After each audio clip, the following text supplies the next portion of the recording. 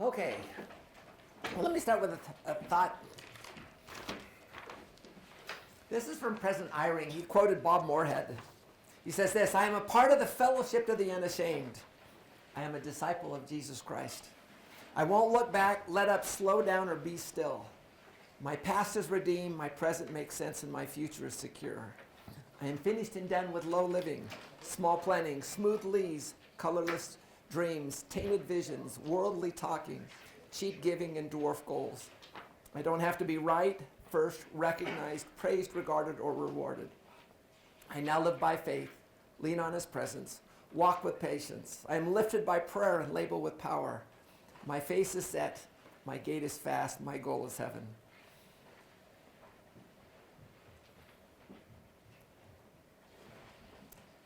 And when he returns, heaven, "My path is narrow, my way is rough, my companions are few.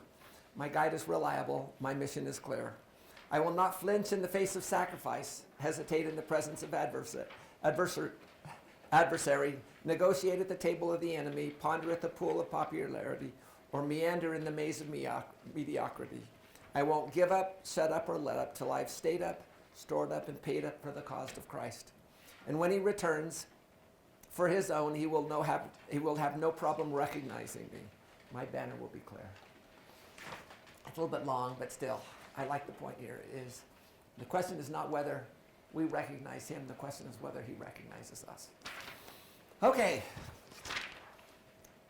Last couple of details. PFPs are due today, and we will have those back to you on Friday. So what was the most painful thing about putting the PFP together? Don't say all of it either. Sometimes the things that are the farthest away are the hardest.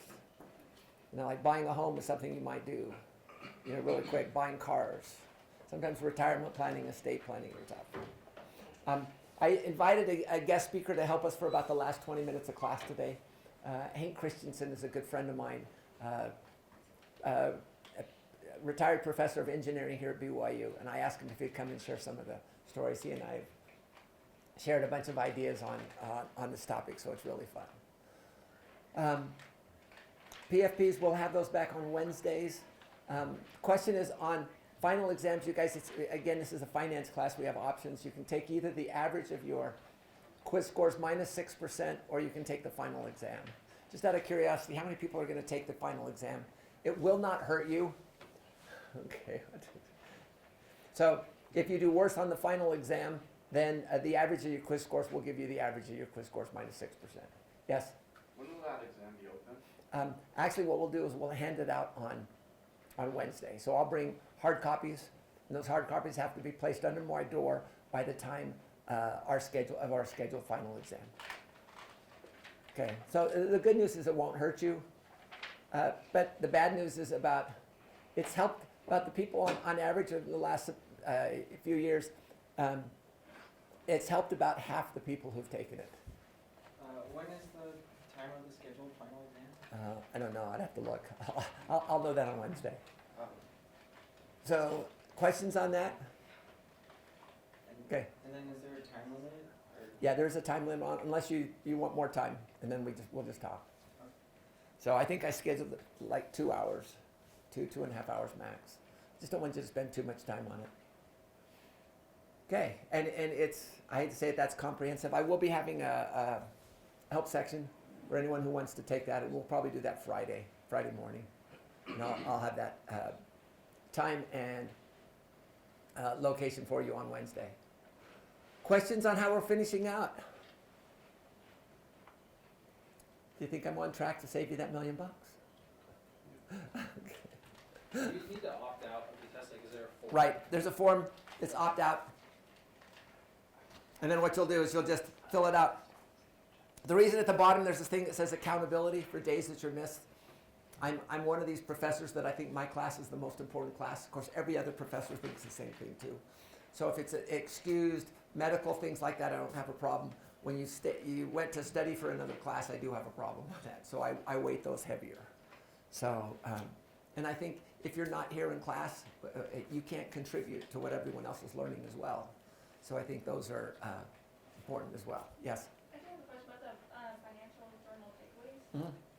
Do we need to include that into our PFP? Yeah, you would. But here's what happens is you don't need to do the last 2 days. You don't do today or Wednesday. So I did print that out. Yeah, so I would just print it off and then just come by and stick it in and you'll be fine.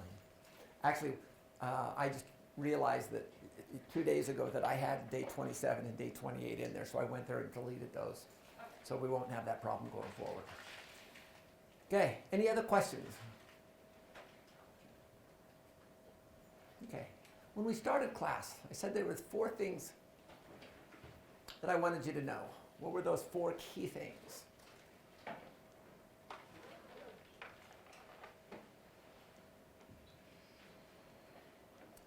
First was, I want you to know what you want out of life, to write it down.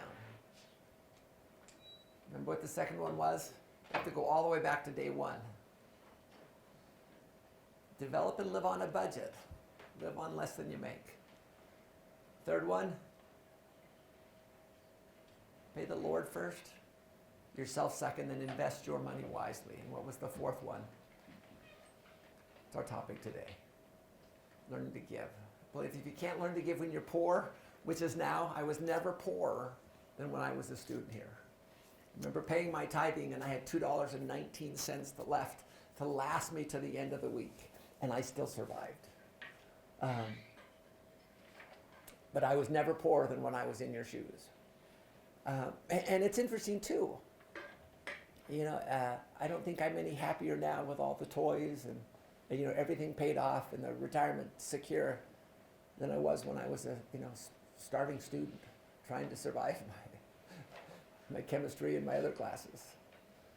So, just kind of always reminds me that, as they said in conference, you know, happiness in life is not dependent on your circumstances. It's dependent on your focus and the important things there too. So, today we're going to talk about learning to give. We're going to talk about principles, how to give effectively, and then how to create your giving plan.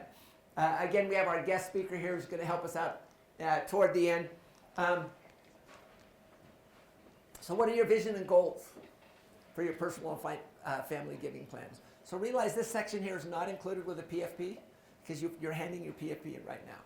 But I would encourage you to put it together after you get your PFP back because I think it's a critical part.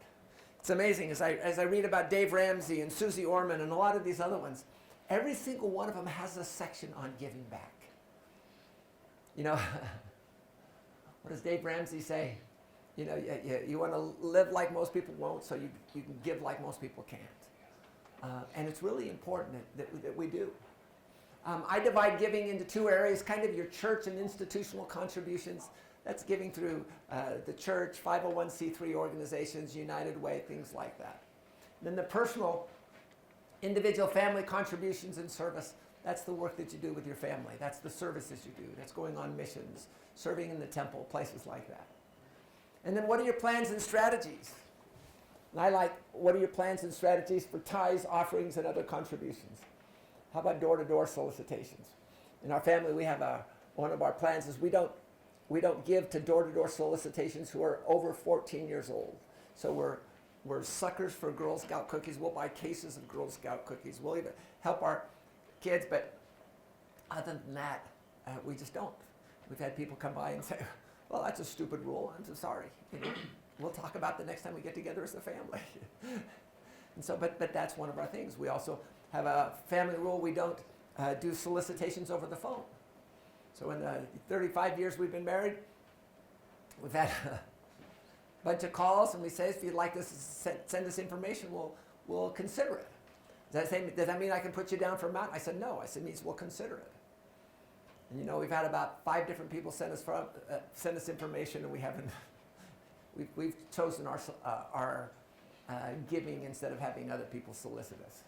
But what are those plans? And then the other thing is, how will you teach your children? You know, and that's the things. We just got back from a family reunion this summer, and one of our family reunion is we had a certain amount of money that we had to donate, because we wanted. You know, it's not just what you get; it's what you give. And it was really fun. We got a little notice. We donated some money to Bikes Bakersfield, which my daughter works with, helping get bikes to needy kids. And I think it's a wonderful, wonderful project. So, and then what are your constraints and accountability?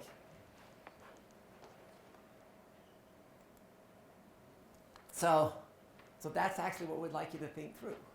So,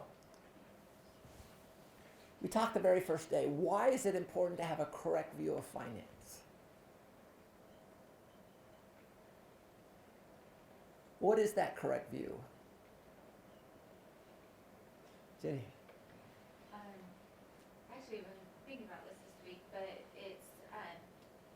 it's just this, it's your perspective, right? As in, like, if you have this perspective of, it's my responsibility and I'm accountable, then you're going to make choices that are going to make you financially secure. And if you have this perspective of, I'm the victim, I don't have money, you know, everybody's got time, you're not going to make as good of choices, and you're probably not going to be as financially secure.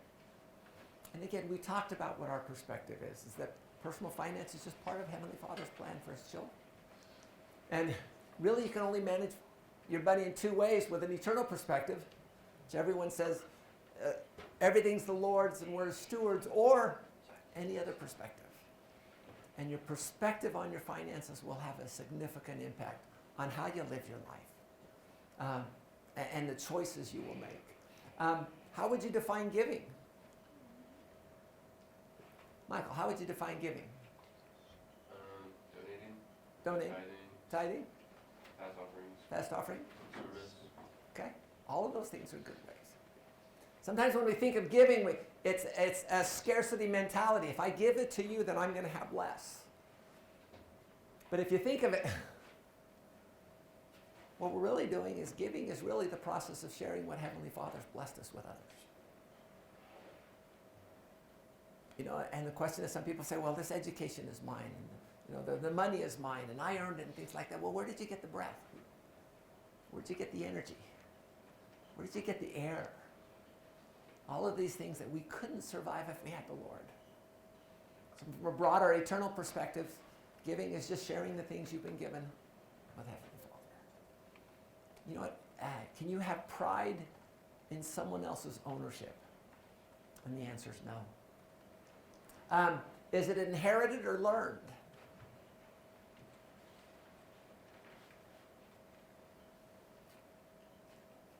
I think it is learned. It is learned. Spent the weekend with 3 grandkids, 10, 6, and 2. And the kids are so willing to share. Nothing is important. They're willing to share and they're willing to give. And I think the scriptures let us know. Learn to impart one to another as the gospel requires.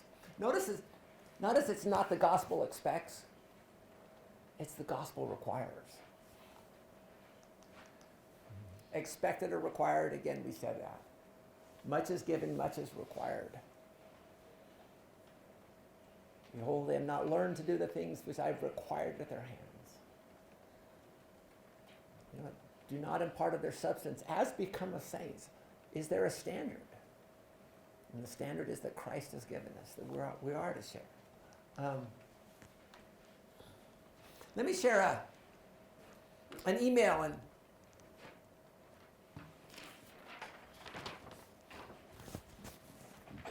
he asked an interesting question. Dr. Sudweeks, I was a student of yours several years ago while working on my master's in civil engineering. Wanted to let you know how much I appreciated the class and the difference it's made in our lives. And he says, I'm realizing more and more that whether or not we are wealthy, we have been given so much more than many of the people on this earth. I understand that we have been given much, and therefore much will be expected of us. No, it won't be expected of us. It will be required of us. I'm trying to justify our lifestyle knowing that there are so many people out there that are really struggling. We don't have a lavish lifestyle compared to many in the United States, but it is certainly much more than what is necessary. Do you have any advice or suggestions on finding and keeping a better balance between enjoying the good things of the earth and helping others? For instance, I would like to make a difference in someone else's life, but I'm unsure of how or where to look. My family and church responsibilities are well taken care of, but I still feel there is more to give. If you have a moment to share your opinion, I would appreciate whatever thoughts you might have on the subject. For some reason, I keep having the story of Jesus and the rich young man come to mind, but I would question if that story was more for the willingness and not the actual giving up of everything. Maybe I'm just rationalizing. Anyway, I wanted to say thanks again for being such a good class. How would you respond? Anyone feel that way? I do. What can we do? What should we do?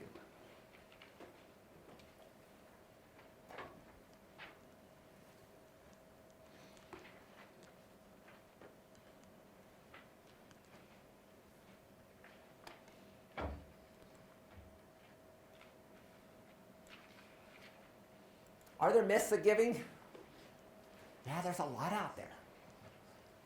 We had Arthur C. Brooks come speak here at BYU a few years ago, and he was amazing. I love the work. A lot of the stuff we've got here is the stuff that he did. What are some of the myths of giving? Yeah.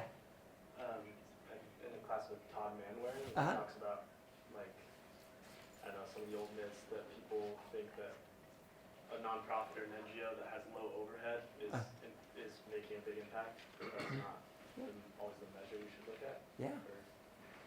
Well, what measures should we be looking at? And are they easy to measure? They're not. I know. But here's some that Arthur Brooks. Number one, giving makes us poor. Do you think it does? There's a quote by Mother Teresa that says, no one ever got poor by giving. Yeah. Actually, what's research found? Givers are happier. Happy people make more money. So if you really want to do a better job in your job and be more successful, work on happiness. Givers are healthier. People are happy, put less on their stress on their bodies, they live longer. Givers are leaders. It's interesting that research has shown that when people see other people giving, they might automatically assume that they're leaders. How about this one? People are naturally selfish. You think people are naturally selfish? Not the kids I was watching this weekend, which was wonderful. I think we're selfish, yeah, but I don't think we're naturally selfish. We learn selfishness. When we're in our best selves, we're giving people. How about this one? Giving is a luxury. Is that what the Lord said? Is it the last 10% or the first 10%? The Lord asked for the first 10%. So is it a luxury? I don't think it is. I think if we want to do better and be better, we have to give. How about this one? If the government do its job correctly, we would not need to give. What happens when we put on the stuff on the government? We are poorer, unhappier, and unhealthier. Realize we need it as much as the poor need it. I don't think they need it as much as we need to. And you're probably right. Probably we need it more than they do. And what's the Lord's method of taking care of the poor? The rich give freely and the poor accept freely. Did I see a footnote on that last paragraph? What was the I did? It's from. Is that referring to? It's all from Arthur C. Brooks, and the article is also on your contents page. And then you got to have money to give. What do you think? I think one of the greatest acts of service that my wife and I talk about is a person by the name of Linda Christensen. I think we had either our fifth or our sixth child. Child was born, and 3 weeks later, I was in Asia for 3 weeks, and she was just at her wit's end. It was just tough with a new baby and 5 kids, and it was a Saturday, and all of a sudden she got a knock at the door, and it was her visiting teacher, Linda Christensen, and she had gotten babysitters for all of her kids, and she came over, and for the next 2 hours, she watched the kids, she cleaned the house. And even now, when we talk of Linda Christensen, it just brings tears to my eyes, just because how important it was. It's just so important to listen to the Spirit. You know, giving doesn't depend on your checkbook; it depends on your heart. And I invited a wonderful friend who truly has a big heart to come and kind of share some thoughts this afternoon.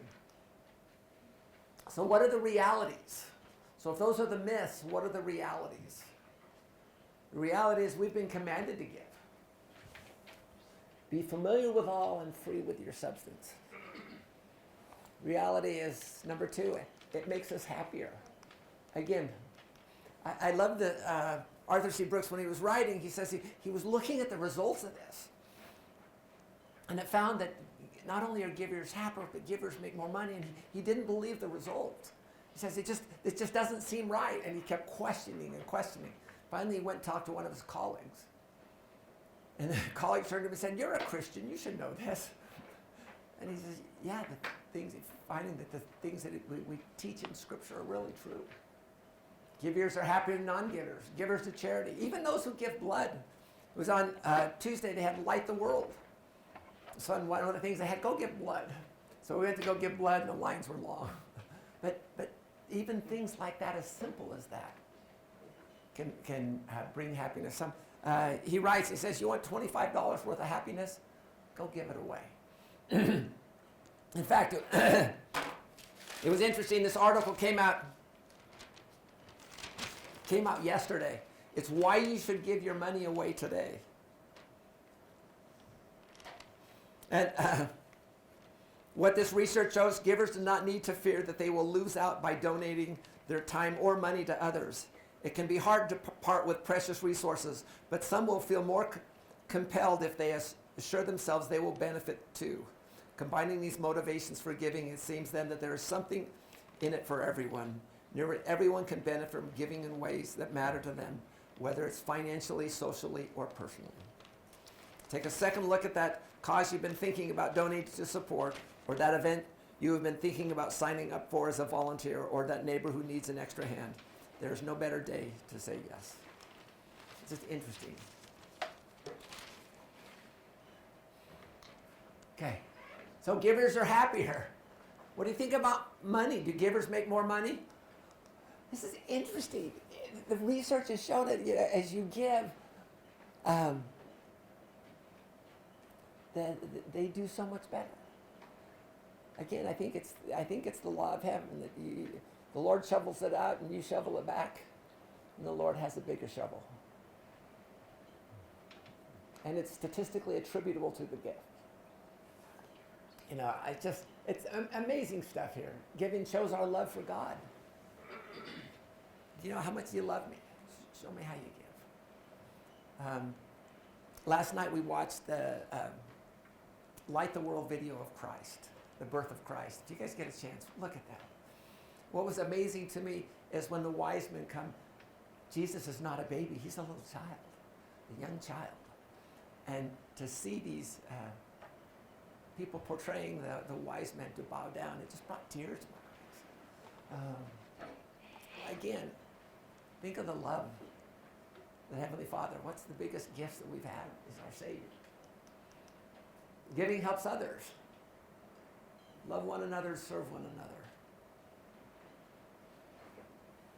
And one of the things, as we were talking last night, watching the video, realize Mary and Joseph were poor. They were dirt poor. I mean, what did they pay? 2 turtle doves, which is the lowest amount that you could pay. So, too many times we've got to be careful that we don't judge others.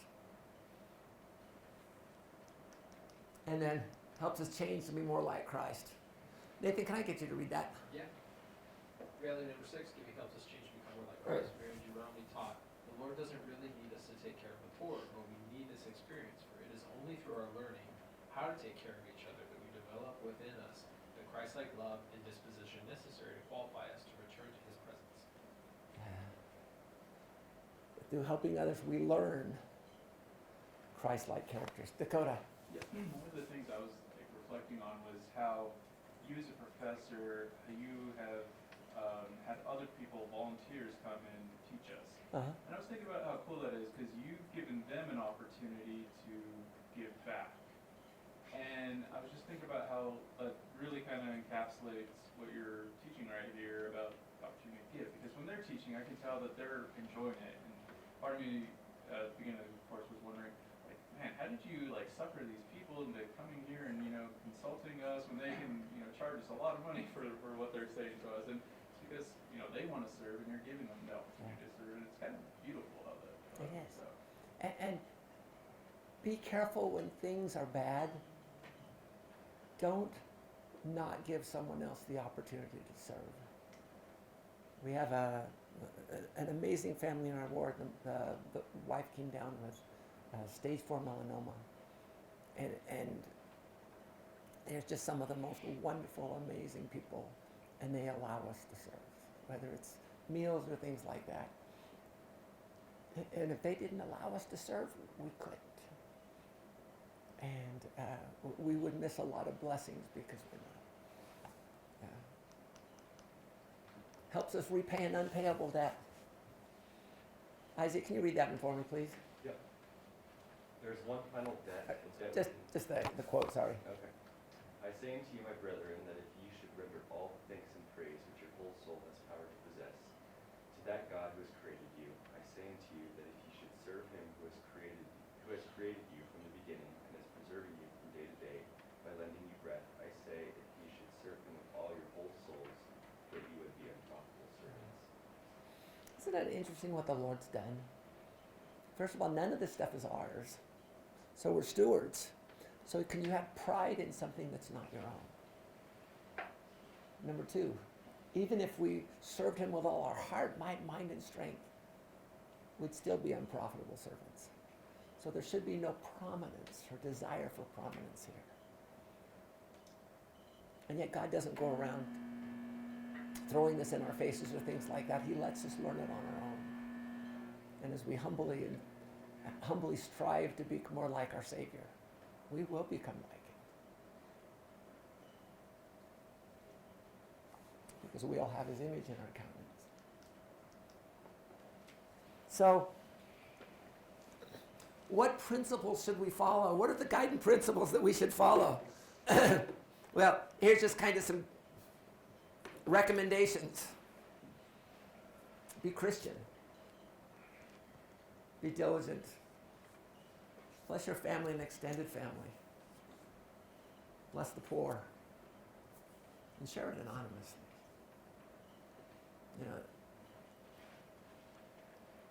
And what's the impact you will have on your kids? I can't remember how old I was. I was probably 6 or 7, and we were in tithing settlement. And this was way back when you had to budget things like this. And so we got through all of tithing settlement, and we were all full tithe payers. And my dad took out a checkbook, and he says, you know what, the Lord been really good to us. And way back then, I think he wrote a check for $10,000. I have no idea, but it was something like that. But I remember thinking, I had never seen a check that big in my life. And I mean, but the point is what are we teaching our kids as well? And that made an impact on me. And it said that, you know what, my parents are givers. And then the other things that we used to do around the house, around the warehouse, my dad had a construction company, so we had trucks and tractors and forklifts at a warehouse. Whenever anything was needed, people would come and borrow it. Church activities, other things. And I remember people would bring trucks back with half tanks of gas. They would borrow the tractor, and they'd have a flat tire, and we'd have to go fix it. And things like this. And I'd come back, and it's, I was not the kindest, most thoughtful person. Go ahead. I remember when I was dating my wife, we had not known each other that long. I remember that she had some car issue in the morning, needed to get to work, and at the time she was like working in Salt Lake. And so I offered her to borrow my car, which, if you're just dating somebody and they're not on your insurance and stuff, pretty risky. But, I did. It paid off. It paid off, though. I'm married now. But I remember when she came back with my car, she came back with a full tank of gas and had, filled it up for me. I think I had only maybe had it half or something. And I just remember early on learning that she was a giver, and that was something that I really liked. And that I think is, really a lot more special of a thing in a person that we say, that we can say giving, but, people that actually are doing it on a regular basis. And she was really poor. My wife That's, I think giving is really important. Yeah, it is.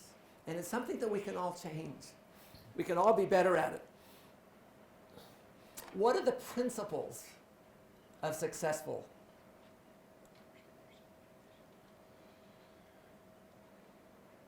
giving? Or are there? What are the guiding principles to help us? Hank, I'm watching the clock for you. What principles should we follow? What guiding principles should help us as we give? Matt, what do you think some of them are? I liked what you said, just the understanding that nothing is truly ours. I think that helps to. Yeah. If you put things in their proper perspective, it makes a difference. Other? Yeah, George. I think like find ways to make it easy and like maximize your giving. Like Yeah. I gotta use the Amazon's interface. Okay. Where every time I buy something on Amazon, it goes to my charity That's neat. choice. Yeah. Maximize your giving. Other principles. Yeah. I think you need to have the right intention behind it. Uh-huh. Just giving it on the, I'm going to be happier and I'm going to make more money because I'm giving. But actually Yeah. give it for the right reason. I give it for the right reason. Because you love our Father in heaven, you love his children. Yeah. You, One of the principles is generosity. yeah. Generous fast offering or just Yeah. Other, Jessica, you think of any other ones? I'm not sure, but the thing that always comes to mind whenever I think of giving is like that. I think it was Thomas S. Monson where he said he was like sitting in sacrament or some kind of meeting. And he had that impression to go visit someone. Uh-huh. And he kept like just pushing it off because he was like, oh, this is more important. And then by the time he got there, he like passed away or something. And that's like everything I think of when I think of giving. Is like every single time I had that like feeling that I should give, and if I don't act on it immediately, I always think of like, oh, what happens if I give? Yeah. And seeking and acting on the Spirit's guidance. Yeah. So we talked about employer match for 401ks, Uh-huh. but sometimes they also offer matches for Forgiving. giving. Yeah. So here's just some thoughts that I came up. Again, understand your vision, goals, and budget. Act on the Spirit's guidance. Give out of love. Give sacrificially. How much should you give? C.S. Lewis said, he says, we should give enough so it hampers us. He says, there should be things that we would like to do and not do because our charitable contributions prohibit it. I like that. I like that thought. And I'll share an email that takes it even farther. Give wisely. I had a friend who used to go into debt for her primary class so she could do things, and that's not what's required. Of course, I say that, and then I used to cover a lot of the costs for the Boy Scout trips and things like that and not get reimbursed. So be wise there. Give of our abundance and give freely. And we're not just giving, what are we doing?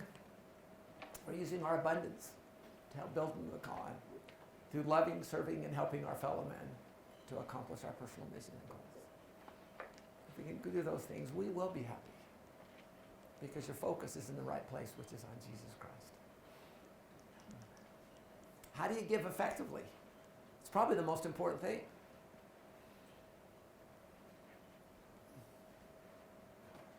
Thoughts? Are there better ways to give? I was at home and I got this phone call. We're raising money for the Concord Police Department. Oh, okay. You don't want to hang up on the Concord Police Department. Of course, I was in Walnut Creek. But it was interesting. They'd ask you questions. Well, are you concerned about our youth? Yeah, of course you're concerned about your youth. Are you concerned that they have activities, good activities, after school activities and things so they don't get into drugs and promiscuity and other things? Of course. So they'd ask you all of these questions. And the question is, well, would you like to contribute? What questions should you ask when it comes to those type of activities? How much of the money is going to those activities? Yeah, how much money actually goes to the kids? I asked that and they said a whole 17%. I said, no, thank you. And it's interesting, when I was in San Francisco, some of my friends who were not LDS loved to donate to the church because 100% of the money went to help people. And I love how the church is doing things. I like the idea of those vending machines. You know, they talked about those last night at the First Presidency devotional. He talked about how you can get a sheet where you can do things like that to give. And I think it's brilliant that we can all continue to do and to give those. In fact, there's even one of those in University Mall right now. So how do we give now? Elder Bradford said this. Janelle, could you read that for me, please? Says, on the subject of giving, Elder William R. Bradford commented, "It is not the amount of money that we donate to the church or others that matters to the Lord. Rather, it is whether we give of our abundance or of our living. We should give until it is a sacrifice to give." Yeah. Realize that the Lord's method of accounting is different. Thankful because I got a C+ in accounting here. But in heaven's accounting, it's a measure of how much. Is it of your abundance or of your living? President Kimmel said this. I remember reading this, and I actually taught a priesthood lesson. Connor, can you read that for me, please? Sometimes we have been a bit penurious and figured that we had for breakfast 1 egg and that cost so many cents, and then we give that to the Lord. I think that when we are affluent, we should be very generous and give instead of the amount we save by our 2 meals of fasting. Perhaps much, much more. 10 times more where we are in a position to do it. I know there are some who couldn't.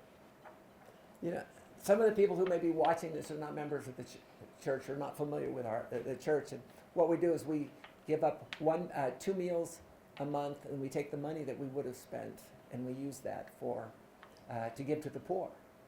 It's interesting. I remember I was teaching this lesson, teaching a bunch of elders, and I thought, 10 times nothing is still nothing. I mean, I was dirt poor, no car, no nothing. And I thought, 10 times nothing is still nothing. And so I said, I made a goal that I would do that. And so I gave 10 times that. Later, started work. And then when we got married, my wife and I decided, you know, trying to decide a dollar amount is too hard. Why don't we just put it in percentage terms, just because we're kind of lazy people? And so we decided on a percentage, and it was fun. I went back, and I later figured out that the percentage that we were given was exactly what I had given as a college student. And we did that until probably the year before we moved back here, and we were challenged to double our fast offerings, and we did it again. And you know what? In the last 20 years, we haven't missed it. We've never missed it. And so, again, just some interesting statistics. It's old data, but it's the point is the same. Why, as we make more money, do we give less? Shouldn't, as the Lord blesses us more, we should give more? And so, this is, again, from the book of Bryan. This is not from anything. And what my wife and I found is, when it comes to tithing, it's easy. And we figured, what are the 2 major ones, or what are the ones we like? And we think, you know, when you take care of the Lord's poor, He takes care of you. When you take care of the Lord's missionaries. And so we've done fast offerings and missionary as a percentage of our income. And it hasn't had an impact. And I'm sure, again, we believe that as you know, the Lord shovels it out and you shovel it back, and the Lord has the bigger shovel. And as long as the Lord knows you're willing to give back. And we've had years where we've done wonderfully, and we were able to support lots of missionaries. We actually had a goal at one point to save a certain number of missionaries all in 1 year. We almost made it a couple of years. But still, just having the goal is a good thing. And the point here is the Lord knows whatever our salary is, we will give back. Okay. Tyler, can you read that for me, please? You know, as I know, that when you pay your honest tithes and offerings, the windows of heaven are opened and blessings are showered down upon you. That which you give is never missed. It becomes not a sacrifice, but an investment under the wondrous powers of the Almighty to bless you. I can honestly say that our paying tithes and offerings has never been a sacrifice. It may have constrained what we wanted to do, but it's never been a sacrifice. And I think about the investment, you know, it's an investment. We always say the returns are out of this world, which is in more places than one. Okay. So questions on how do you give effectively. I'd encourage you to come up with a plan on what do you do for door-to-door giving. In our family, we have a policy that we don't give to anyone who's over 14. So comes to the door. Sorry, we have a policy we don't give anyone's over 14. Are you over 14? And these guys are, 20, 25, things like that. That's a dumb rule. Thank you very much. Next time our family gets together, we'll talk about it. But have those policies. Have policies. We have a policy that we don't do any phone solicitations. We don't give over the phone. You know what? That's just our family policy. And so each of you need to figure out what your policies are. And it's really, it's really cute. I went to my daughter's house on Saturday. Her grandson Logan was baptized. As you walk into the door, they have a little thing that says no solicitation, and it says except for Girl Scout cookies. One of these little signs. But again, we need to have policies on what we want to do.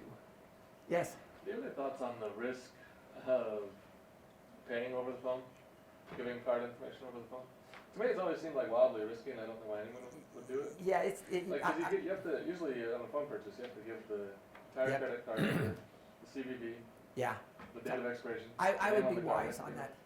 Yeah. So what I might do is I might give the information over the phone and set the code over on a text. I've done that before. Send the code. Yeah, on the code on the back of the card. Just be wise. Oh, right.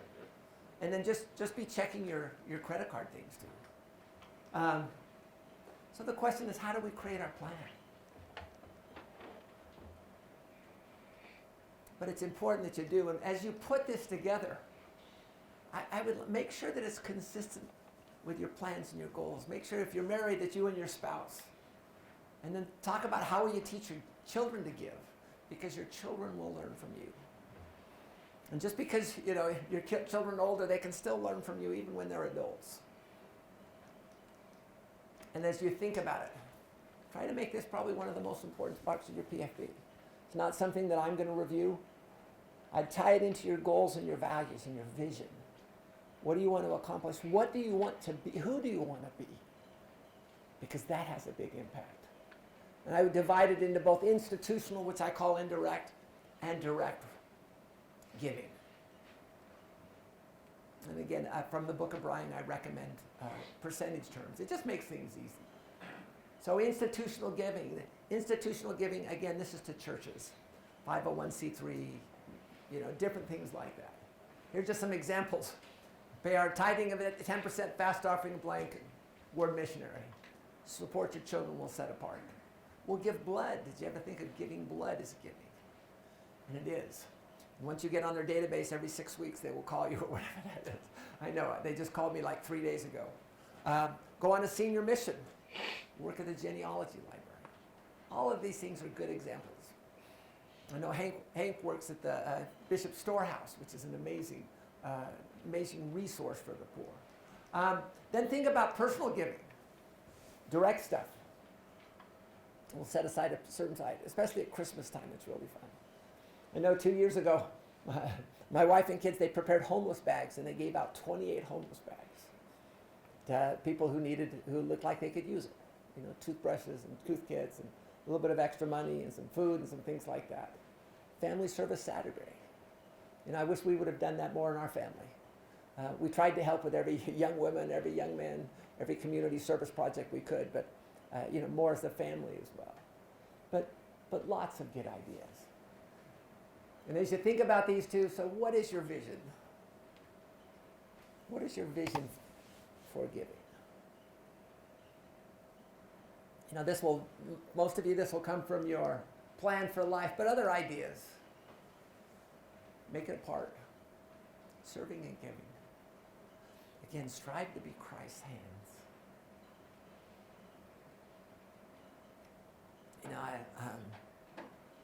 My parents helped a lot of people too. And I just have to think that when they passed on from one side to the next side of the veil, there was a lot of people there who were appreciative for the things that they gave. Goals.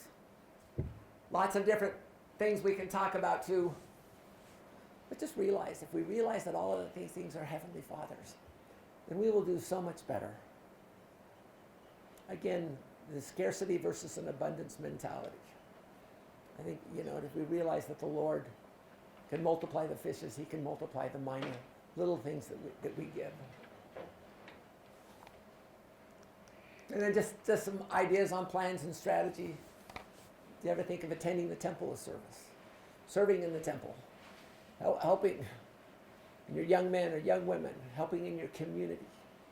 Giving all of these things. I love the service projects Provo does, where they bring all these people together and you're planting trees and you're planting roses and all these cool things. And I applaud those who put these service projects together. Family Foundation. Again, what we talked about, so we'll give a certain percentage of our assets every year away. So our children know it's not what you get, it's what you give that makes the difference. Again, senior mission at 65. Do you ever think that that's giving back? And then just some other ones. And how are you going to teach? Okay. Again, this part of the plan is, I hope you will put together, I hope you will not, because I'm not grading it, let it go. But I think it's one of the most important parts of the plan. And it's one that can have a significant impact on you.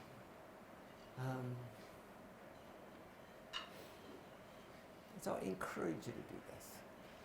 Okay, I asked Hank Christensen. Hank is a good friend of mine. We've been friends for 15, something like that, years. I was his minister for a while too. He's not in my ward anymore, but I asked him if he would come and kind of share some of his experiences. He's done some amazing work and he's done some amazing service, and so I thought I'd turn the time over to Hank.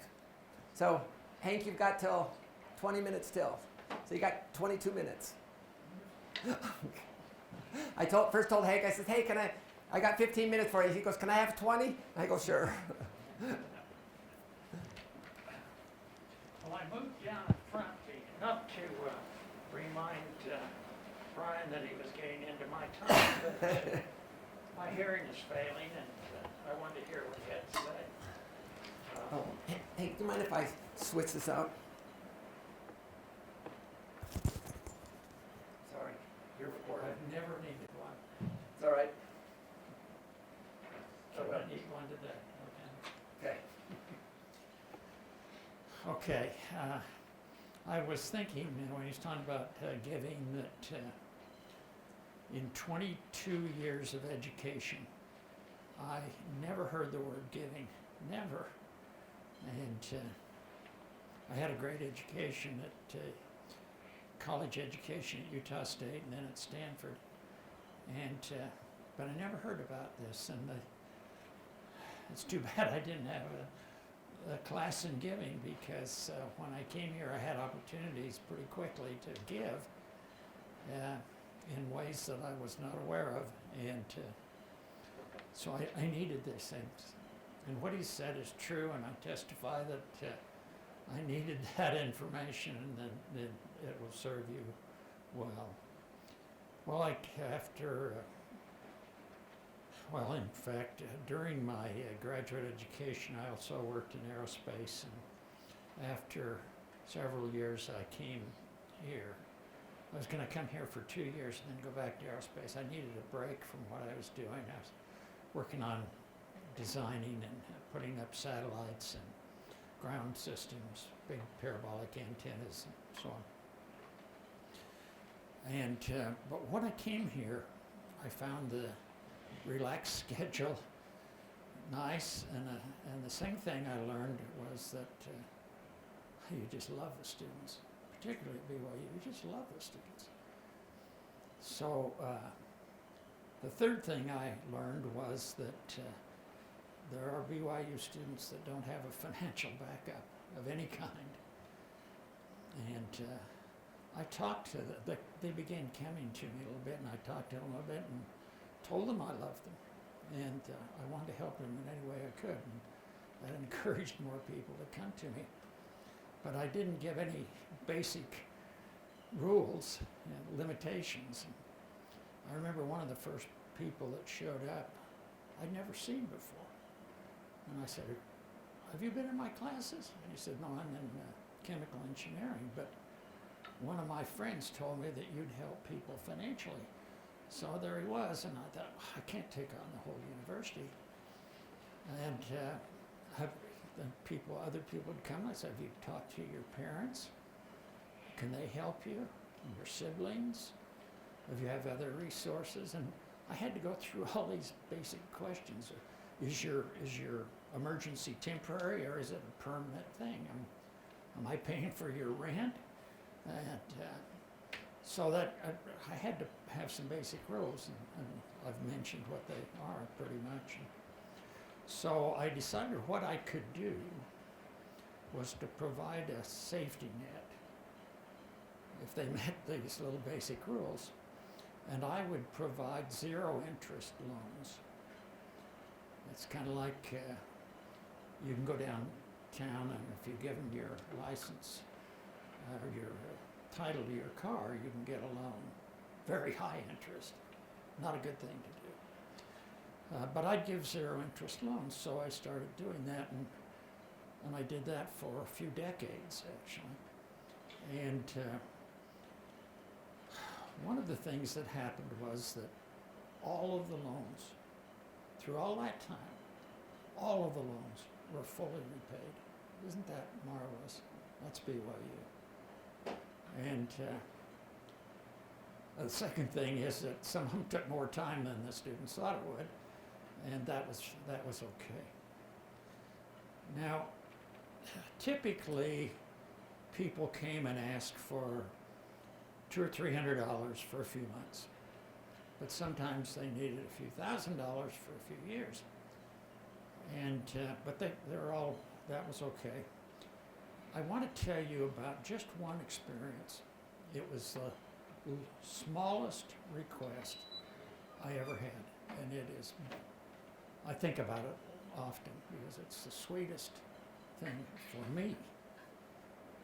And anyway, and after final examination in my class, a student came to me. It was a fall semester. And he said, Dr. C, I need to borrow $36. I said, you need exactly $36. And he says, yes. He said, I've accounted for all of our expenditures for the rest of the year. You know, food. He was married, and they had a little girl. And food, you know, rent, tuition for winter semester. He'd added it all up. This guy was very organized. And he said, I would have been all right, but our little daughter has been very ill, so we had extra expenses. So I hesitated a little bit. And I said, well, I have two problems with your request. One is $36. Oh, excuse me, I missed a critical part. He says, what I don't have is money for Christmas. And I've found presents that will be satisfactory for my wife and little girl, and they cost $36, but I don't have the money. And that's what gave me the pause. And I said, I have two problems with what your request. First, $36 is not enough.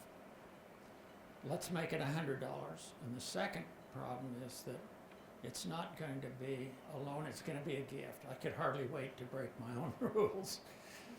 And he wouldn't have that. He said, no, it's my responsibility, and if you loan me $36, I'll be able to repay you at my next paycheck. Like a lot of BYU students, he was going to school and working, support his family and so on. And for $36, I couldn't resist asking, can't your parents help you with $36? He said, it is my responsibility. I can repay you. And so I want to borrow $36. I was dealing with a young man that had real character. And so I loaned him $36 and went home, told my wife that little story. And she says, well, we're going shopping. And by the time we got down to Nordstrom, we used to have a Nordstrom here, and she had a list And the top of her list was a doll. And not just any doll, it had to be a very special doll. And so finding things that were good enough to satisfy my wife took quite a bit of effort. But the delivery of them was a real joy. I often think about that. Then during the first few years, a guy came to me and he said, as you know, one of the he was the president of the student chapter, American Society of Civil Engineers, the student chapter, and he said it's time for us to collect money for Toys for Tots, and he said every year we get somebody to try to encourage the students, a little pep talk. Could you give the pep talk this year? And I said, how much have you been collecting? He said, about $1 per person. We have about 250 students, and we get about $250. And I thought, that's $1 a person. That's pathetic. And it was obvious that a pep talk was not working. So I said, let me think about it. And I thought about it a while, and he came back, and I said, I've thought of a scheme that I'd like to try, and I think we can do better with it. But I need your support and the support of the other officers. So he came back the next day and said, they're ready to go. They'll support it.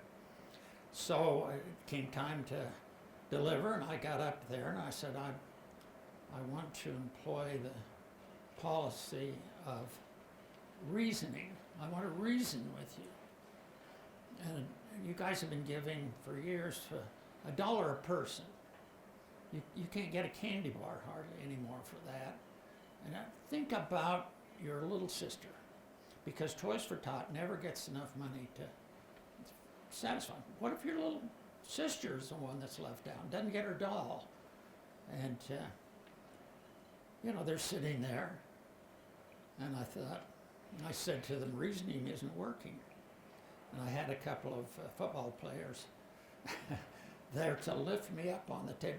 This was a big lecture room where they put collections out and they do experiments. So I was standing up there. And I said, let's go to the next level. Let's try bribery. And I pulled out of my pocket 100 $5 bills. And I said, your job is to get those away from me and into this pot that had miraculously appeared there on the table. If you'll come down and give $5, I'll put in $5. And I don't think you can get the money away from me. Oh. To get the money away from Dr. C, that was an incentive that they could understand. And so I said, let's just form a line here of people that are willing to. And of course, I had in the audience planted these people that had already committed. They rushed to be at the front of the line. They had $5, they knew. And so they started, I kneeled down on the table, and there's this pot, and they came by and they put in $5, and I put in $5. And the line grew. And that was fun, and I had mentioned, I realize some of you don't have $5 with you. So you see this charming young lady over here, she has IOUs that you can sign your name to, and then come in the next few days in the Civil Engineering Department and redeem the IOU.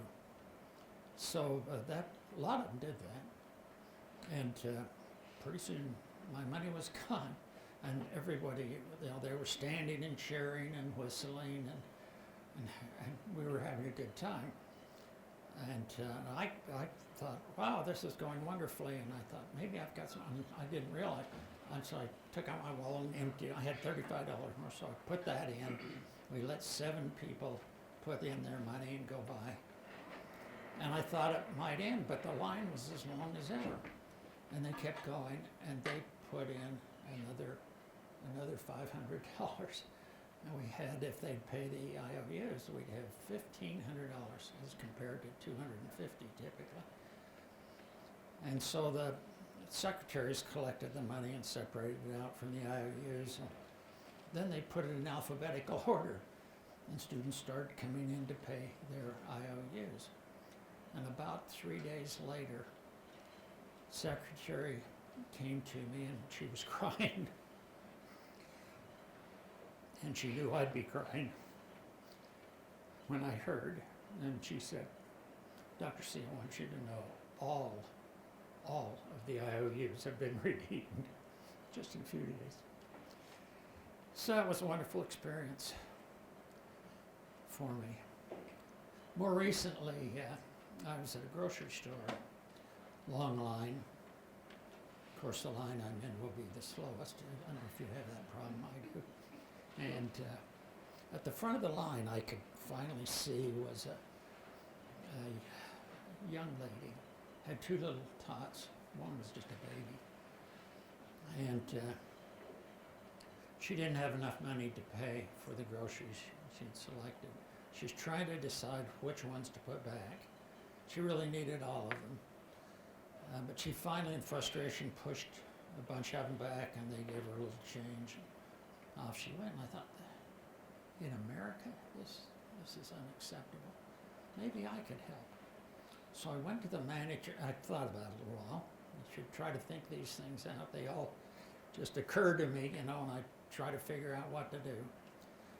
If you do a little thinking ahead of time, like Bryan suggested here, that's a good idea. And so I went to the manager of the store, and I said, I don't want that to happen. How about if I buy gift cards, and when this comes up, and you tell all your cashiers that if this comes up or anything like it, they should use the gift. Come get the gift card and use it to pay whatever is necessary. And that's worked very well as far as I'm concerned. And they tell me, and the little front end managers catch on, and they love it as much as I do. And when I come in and I talk to them, they tell me little stories about how they've gotten quite creative. I'll just give you a little example. Some boys, this one that told me, she thought they were about 6 or 7 years old, and they had come to the store, and they were raggedy and filthy dirty, and they were begging the customers of the grocery store for money so they could feed themselves. So they got my card. The managers heard about it, and they got my card and fed the little kids. Well, little stories like that, and every time I go in, I hear a little story, and it's the greatest thing. Easily the best money I've ever spent. Can you tell me how many stores you're going to now? So we started with one store, and how many stores are you at now? Yeah, I've added other stores. Anyway, one of the things that I try to give is my time, and I'm set apart as a missionary down in the Bishop Storehouse in Linden, and I have a bad back and have had it for 69 years. I've got a crushed disc and a perforated disc. But today is a good day because after I leave here, I go get a new shot, and that really helps. And I have to wait 3 months for it and have another one. But anyway, when I go down there, you hear all kinds of humble stories, and I try to help. And I wanted to just tell you about one. How much time have I got left? Yep, 5 minutes. 5 minutes, okay. Maybe we can get into it. I do too. One day, I was sitting in we have a little waiting room, and a woman came in, and her arm, so I remember it was her left arm, was in a sling, and there was a stick poking up about a foot, so they were using that stick as a splint for her arm. And she had the most horrendous black eyes I've ever seen, by far. And she came up, and I was sitting in the back, and my hearing isn't perfect. And so I couldn't hear everything, but I pretty much got the gist of it, and it went like this: "What happened to you?" And the answer was, "Well, I fell on my face and broke my arm, and I had my whole face was skinned up, but that's healing, and the black eyes are slowly getting better. Could hardly imagine them being worse." And well, why did you fall? "Well, I have epilepsy, and I had a seizure." "Well, don't you have medicine that will prevent the seizure?" "Yeah, but they require a $4. You get that $4 copay every month, and I didn't have $4, so I didn't have my medicine. So $4. This is incredible, and I can handle that kind of problem. And so when she had collected her food, another missionary was assigned to help, and I could see they were about finished, and they were going to load the food in her car. I went to her and I said, "Excuse me, but did I hear correctly that all this damage was caused because you didn't have $4 for a copay?" She said, "Yeah, that's right." And I said, "Would you be offended if I paid a year ahead copay, $48, and I can cover that for this next year?" She said, "No, I wouldn't be offended." I said, "Well, I'll go get my checkbook and meet you at the picnic. There's a picnic table out in front of the Bishop's Storehouse." And so I did that. I was there, and she came, sat down, and she didn't wait for any questions. She just started telling me all her problems. And the $4 copay was just the tip of the iceberg. And she had just gone, the biggest thing, just gone through a horrendous divorce that had left her destitute. And she had lost her car because she couldn't make the payments, and she had bills all over town. She wanted $20 for a bus pass since she didn't have a car. And I could hear a little voice in my head, and it was my wife, and she was saying, "If somebody needs your help, don't question them, just help them." So I stopped this woman, and I said, "Add up all your problems. What will it take to make you whole again?" So I could see her lips moving. You know, sometimes people are thinking about something, their lips will move. And you can see her lips move, but she was adding up all her difficulties, costs of all her difficulties. And finally she said, "Well, if I had $400, I could be whole again." Well, that was easy. So I paid her, I wrote a check for $400, and she went away. More recently, well-dressed, middle-aged woman came in, and she was followed by her husband, also, middle class kind of thing. But he was holding up, so she didn't fall down, a college-age student, a daughter. And you could see that she'd been a beautiful daughter, but she was very sick. She had turned yellow. I mean, not just sort of, she had turned yellow.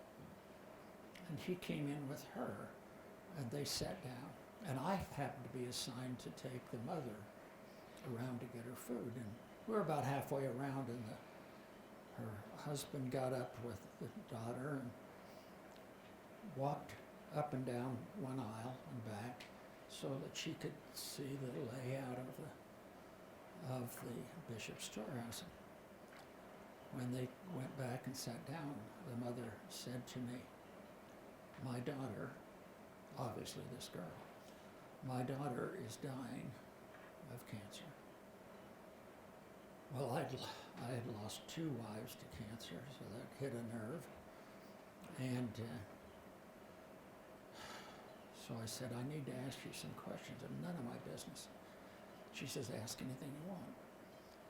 And I said, "Tell me your circumstances." And she said, "Well, we pray for a miracle, but we expect to lose her in the next few months." Then she volunteered. "My husband has been wonderful to help. I have 2 other kids at home, And my husband goes with her every time she needs chemotherapy, which is very often. And we live at the hospital effectively. But my husband has spent so much time with his daughter. That's his priority. And I love him for it. But anyway, because he spent so much time, he's lost his job. He was an automation specialist. And so anyway, I said, I want to help you, obviously. And so I said, meet me out at the picnic table. So she said, all right. She said, I don't have much time. We've got to go to the hospital immediately. So I made it short. I wrote her a check for $2,000 and gave it to her. She says, that's too much. And I said, no. And here's my phone number. When this is gone, you give me a call. Yes. I cannot afford to have you worried about anything but that little girl. She was a little, but that girl. And so she took it. Now, I haven't heard from her. I don't know if that's good news. I don't think she's recovered, though. I don't know. Maybe they've lost her. He's got his job back and they've recovered somehow. But I've notified the overall managers down at the Bishop Storehouse to steer these kind of problems to me. Because I can only be there for 3 hours and then my back's killing me. So I go Tuesday, Thursday, and Saturday mornings, and they tell me about other problems and opportunities for me, and I love it, and it's the best thing I can do. And try little things, like take $10 and get $1, and give them to people with the cardboard signs, and see if they don't say thank you, God bless you. And if your heart doesn't swell, stop, but it will, and you won't miss the money. I love you guys, and goodbye.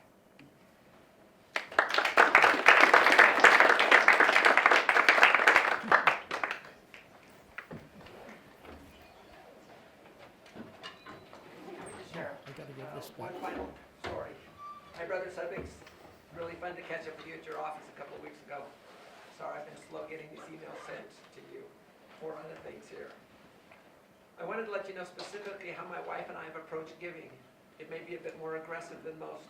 We found that when we have a better relationship with money when we stick to this plan we set up. We decided that we would pay 10% to tithing, pay ourselves 10% in savings/retirement, and then give 10% in discretionary income giving to others. We love that the funds are available, and then we can look out for others and pray to know who to help and when. It has become a wonderful and spiritual experience for us. If either one of us feels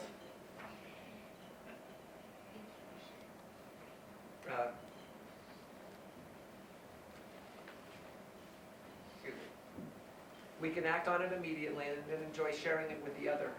We rarely feel tight with our plan, although it does require trade-offs. We just recently decided to postpone the purchase of a larger vehicle because it would get us a little bit too close, and we worried that we may have to pull from our gift budget in the event of other growing expenses. So we decided that we'd prefer to keep our gift budget to score. Thanks for all you do. As I said before, feel free to share this. Everyone here has, or I would hope you would put together your giving plan. It will be unique from everyone else's. I love talking to Hank because every time he gets to talk, I learn something new. But that's what the Lord wants us to do, to be able to. We may not be able to give with resources like Hank has, but we can still give. And the important thing is it's not a function of the pocketbook, it's a function of your heart. Okay, takeaways. George.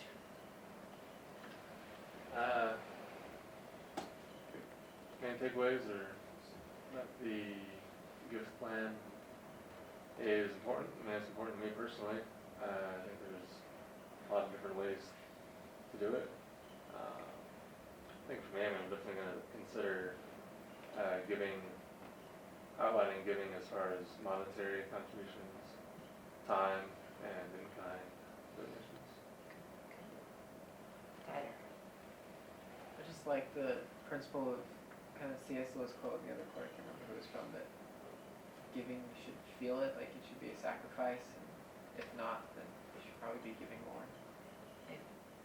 I think my takeaway is, in doing our financial plan, the goal isn't to decrease the amount of things that we'll say no to, but to increase the amount of things that we'll say yes to. And I think giving is a big part of that, is our ability to help others, not only increasing children that we can take care of, but just, other people.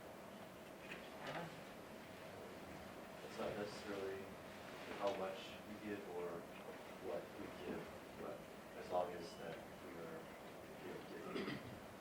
Michael, you get to be the last one.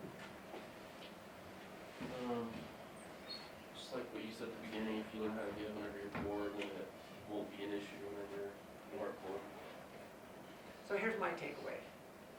When giving is how we thank God for the wondrous and tender mercies He has given us, I believe not giving back is not thanking the Lord in all things.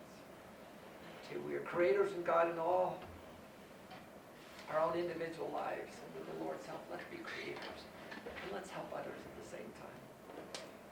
Number three, in the end, it's not whether I will recognize Christ, but the question is, will He recognize me? And by my actions and who I've become, He will recognize us, and He will recognize us, because our banner will be clear. Thanks, everyone. We will see you tomorrow.